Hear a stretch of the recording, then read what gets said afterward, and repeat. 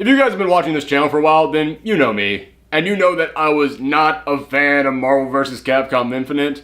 I feel like they kind of dropped the ball on a lot of stuff, like the graphics, the roster, and especially the fan service. I mean, this is Marvel vs. Capcom. It's two massive fandoms coming head to head. You need tons of really unique characters, special lines of dialogues, great references, winks and nods, and this game really had none of that.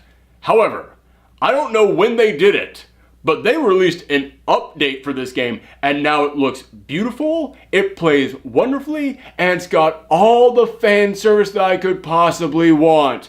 Also, I am clearly talking about a different game. Dragon Ball FighterZ. Let me go ahead and start by letting you guys know I loved Dragon Ball when I was growing up. It was one of my favorite animes when I was a teenager, if not the series that actually got me into anime in the first place, and I've enjoyed several of the games in the past, but I never really thought any of them were great. However, if you want to take an anime about supercharged crazy characters with world-destroying power levels and turn it into a fighting game, hand it over to Arc Systems, the same guys behind Guilty Gear, BlazBlue, and Persona Arena Ultimax. Creating quick, insane, colorful anime-style combat is kind of what they do. These guys have constantly taken explosive settings and characters and adapted them perfectly. Not talking about that just yet. We'll get to it when it comes out, and I'm happy to say that Dragon Ball FighterZ carries on that tradition. Let's start by talking about the combat. At first glance, it's a pretty simple 4-button system with a light, medium, and heavy attack, as well as an additional button for energy blast. And each of these buttons you can just mash on to do an instant combo, but it's actually really easy and very rewarding to experiment. Listen, I love fighting games, but I can't remember long, crazy combos to save my life. I've been playing these games for decades, and I've come to realize I can remember 2 or 3 medium link combos, and that's about it. However, with this game, you can take that instant combo and just add a few extra buttons to the start or finish, and bing bang boom, you've created something brand new. And I'll admit, as many problems as I had with Marvel vs. Capcom Infinite, I thought the combat was amazing for hardcore speedy fighting game fans, but I just can't keep up with that audience. However, this game is totally capable of becoming something fast-paced and insane with huge combos, but I can understand them. Very rarely did I ever look at what was happening on the screen and think, how the hell do I get out of this infinite combo? I mean, sure, there are some times when I wish there was an escape button like other games have, but most of the time, whenever I screwed up in the game, I knew what I did wrong. I could instantly deduce what I had done and what I should have done instead, and what the opponent was doing right now, and what I could learn from it for the next fight. In fact, there were many online bouts where I'd lose the first match, barely beat them in the second one, and then easily win the third match because I was actually learning with each match. It's almost like this game actually turns you into some kind of, I don't know, like an alien creature who is capable of growing stronger with every single battle. Is there any alien race out there like that? Kryptonians, that's what I'm thinking of. However, those are the most basic of basics, and combat in Dragon Ball is anything but basic. This is a series where people can teleport, fly, destroy planets. How are you going to fit all of that into a fighting game? Arc Systems found a way. You have a homing dash attack in the game that lets you fly across the stage directly at your opponent and even move around their energy blast, all with just the tap of a single button. You can also press down and heavy to send your opponents flying, which lets you sail up into the sky after them for further attacks. And unlike most fighting games, this game doesn't have a throw button, at least not in the traditional sense. Instead, you have what's known as the Dragon Rush, which lets you dash forward and grab your opponent, then unleash a flurry of attacks that matches the blazing speed of the cartoon. Also, you can hit medium and heavy attacks to use one energy bar to teleport behind your opponent and smack them across the screen, which is good for not only surprise attacks, but also escaping your opponent's attacks and getting out of the corner. And lastly, if you need to make a comeback, you can hit all 4 buttons at once to activate the Sparking Blast, a heightened state where your health recovers, your energy bar rises much faster, and your attacks become more powerful. This ability lasts longer depending on how low you are on health, and I've seen several matches completely turn around thanks to this ability. It's a great X factor to throw into the game that can shake up even the most one-sided matches. Now take all that and combine it with the fact that you're constantly swapping between 3 characters, and it makes this game sound complicated, but it's actually incredibly easy to pick up and learn, even if you don't play a lot of fighting games. However, just because anyone can learn it doesn't mean it's simple to master. If you experiment enough with the combat, you'll see that it can become shockingly complex. I've seen people go into combos that left my jaw drop and made me realize just how much more I had to learn about this game. And a lot of that has to do with all these new mechanics, like the homing attack and the dragon rush, that make this not only unlike any fighting game I've ever played, but also the first 2D fighting game to ever match the speed and intensity of Dragon Ball. And that's not just because of the controls, but also because of the style. I don't have to say an Arc System's fighting game is going to look beautiful. That's practically a given at their point. They're known for taking 2D figures and adapting them to games in ways that make them come to life. But it's not just the designs, it's also the animation where they went above and beyond. When you activate super moves, it feels like you just took control of the anime and unleashed a world-ending attack.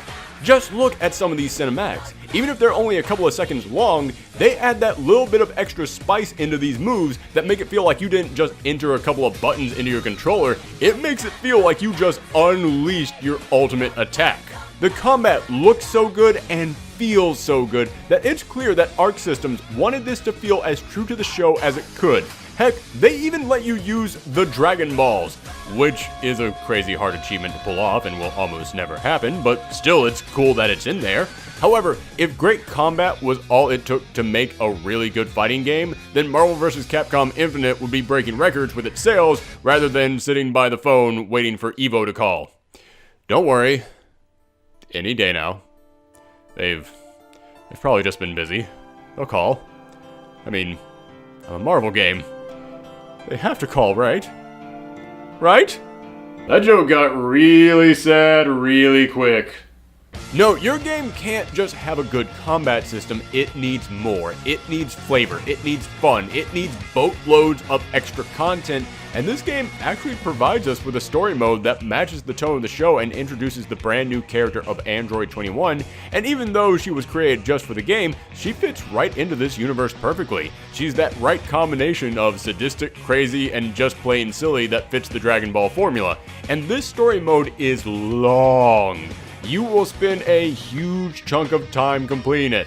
However, that's also a bit of a negative, because the way the story is structured is you assemble a team, then you take them across a map trying to reach the endpoint, and when you reach the endpoint, the story will continue, but every step along the way to that endpoint, you're going to end up fighting random teams, and honestly, that gets kind of old kind of quick.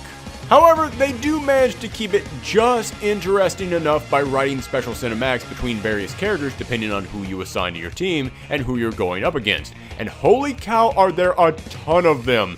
I was actually genuinely impressed with how many of these scenes they created and how many different combinations of characters they decided to create content for. And it's not just, oh hey, you like Dragon Ball? Well, here's 2 of your favorite characters talking. Isn't that fun? No, these scenes are actually pretty good, at least by Dragon Ball standards. For example, one of the dialogue scenes triggers if you have Vegeta and Tien in your party and they're fighting Nappa, who was killed in the show by Vegeta, after Nappa killed Tien. If you haven't seen this show, then I'm just going to go ahead and apologize for the days of our lives level of soap opera weird sentences that I'm going to say in order to describe this series. But in this scene, Nappa wants revenge on Vegeta, and Vegeta actually comments on how much stronger Tien has gotten since they last fought, actually paying him an indirect compliment. And as I watched this scene, I realized, wait, have these 2 ever actually communicated one-on-one in the show? I honestly couldn't think of a single time that that had happened. It's crazy to me that this game's story mode gave us an interaction that we couldn't even find in the source material. And also, the dialogue in these exchanges can actually be pretty darn witty. In my entire life watching Dragon Ball, I can remember maybe 2 or 3 times in the nearly 300 episode long series that it actually made me laugh. But in this game, there were several exchanges between characters that actually got a good chuckle out of me, while at the same time really capturing the history of these characters and paying tribute to the silly lives that they've led. Alright, I'll show you I don't need to ask others for help. Come on! Dearest Heavenly Kami, don't let the enemy be too strong. Amen. I can see why Bulma chose Vegeta.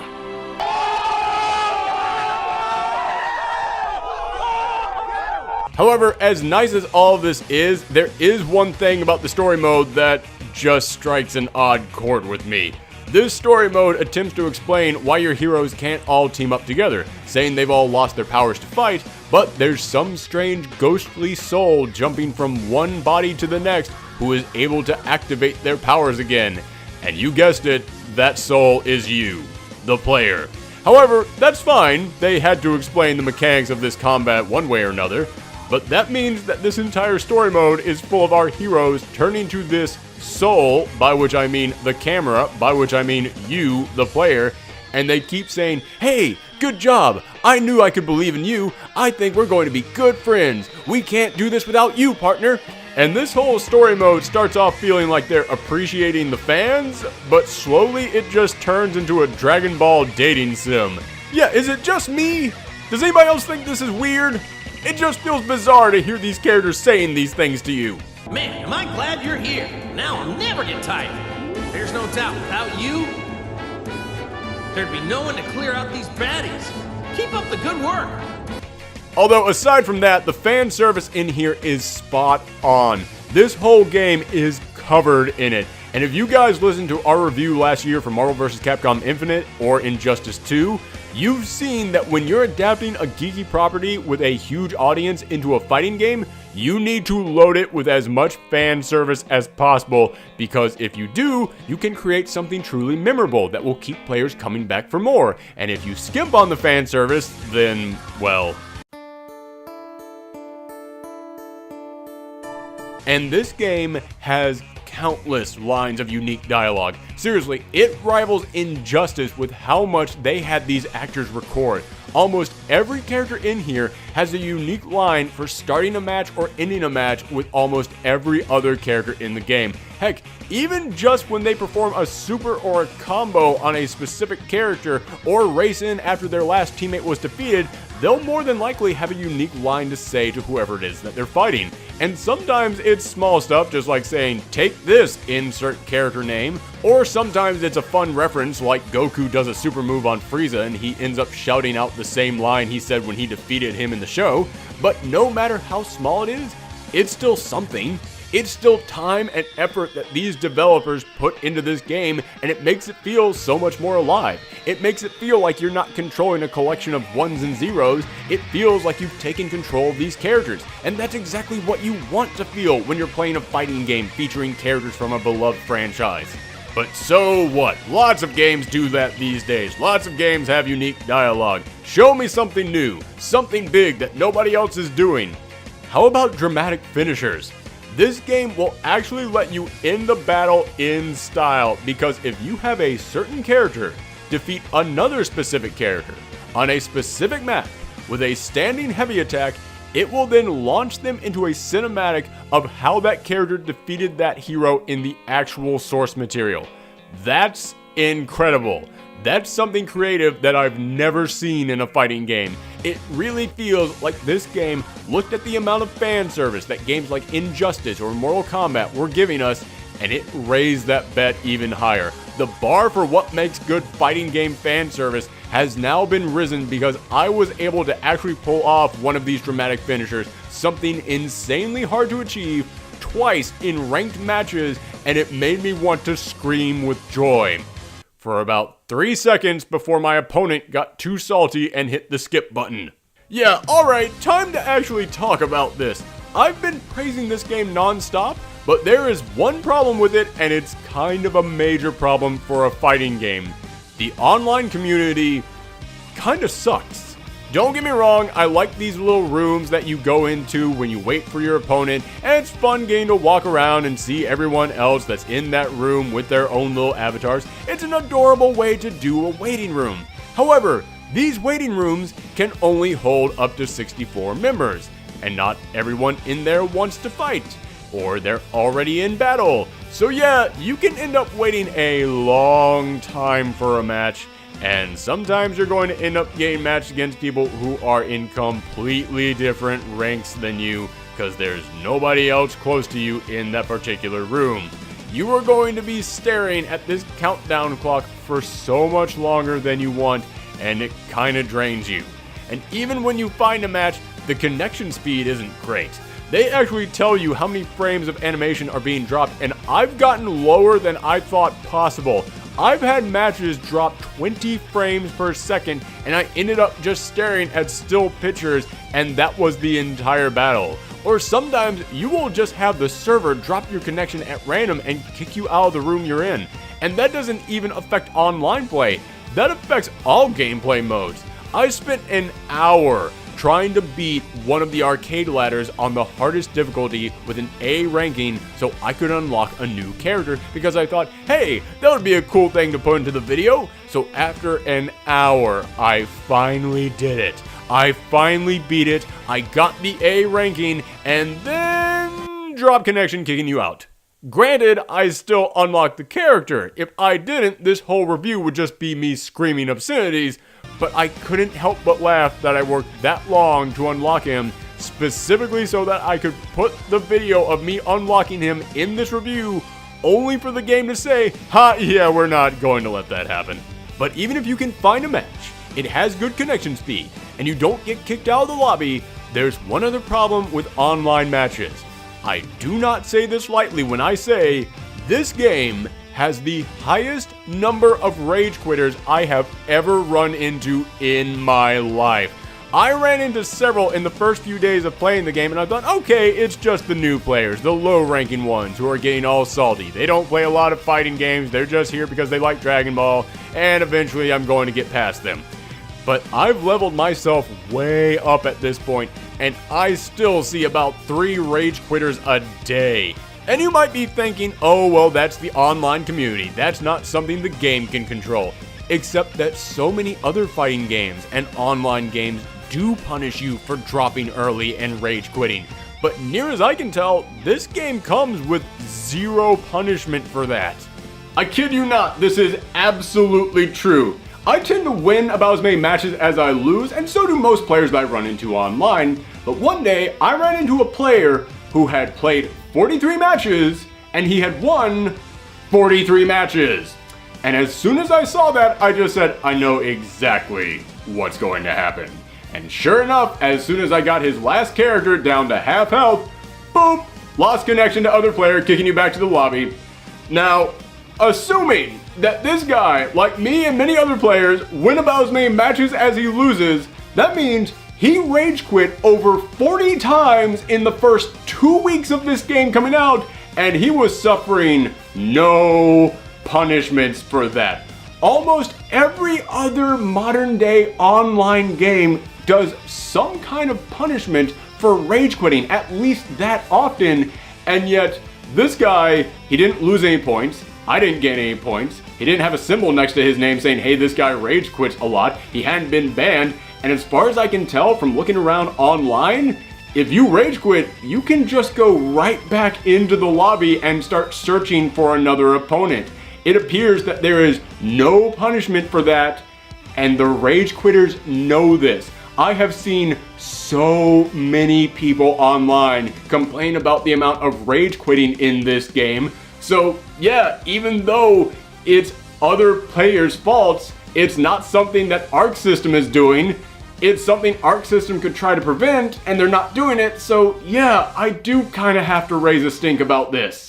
However, even if you never go online, as I said, the story mode gives you plenty of hours of gameplay, but the arcade tower is pretty fun and creative as well. There's 6 different maps, and as you beat an opponent, you will then move up or down a giant map depending on your performance as you try and end up with the highest overall ranking at the end. It's a fun way to do the arcade mode, it's something that I haven't really seen before, but even then, I still have one complaint, which is that these maps give you plenty of opponents to face, but they're always in the exact same spots on the map, so if you perform exactly the same way each time you play a certain map, your arcade challenge is going to be the exact same experience every time you play it. It seems like randomizing who goes where on the map is a pretty easy way to fix this and give you lots of variety, and I don't know why they didn't think to do that.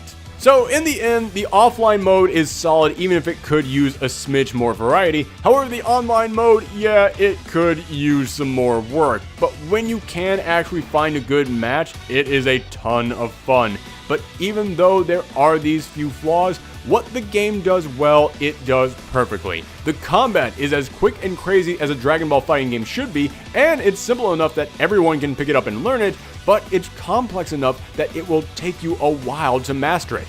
The graphics are amazing. They're a beautifully crisp take on the franchise's art style, and the level of fan service in this game is exactly what you want out of a fighting game based on a beloved property. This game is a gift to all Dragon Ball fans out there. It took everything that I loved about this show when I was a kid, and it was actually able to rekindle that fire. It was able to bring all that excitement back up to the surface. Playing this game was the first time in 2 decades that I felt the urge to scream out Kamehameha and see if I could shoot a fireball out of my hands.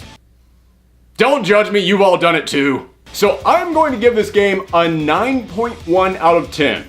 Why 9.1? So that way I can say the score for this game is... It's over 9. Okay, fine, it's more like an 8.5. You happy? I just really wanted to make that joke. So that's it for our look at Dragon Ball FighterZ. If you enjoy this and want to see more videos where we just geek out over video games, comics, movies, or anything else pop culture related, then hit that subscribe button and share this around the web. You can also follow us on Twitch for live game streams at twitch.tv/ProfessorThorgi, or keep up to date with us on Twitter at twitter.com/ProfessorThorgi. Thanks for tuning in, everyone. Come back next time.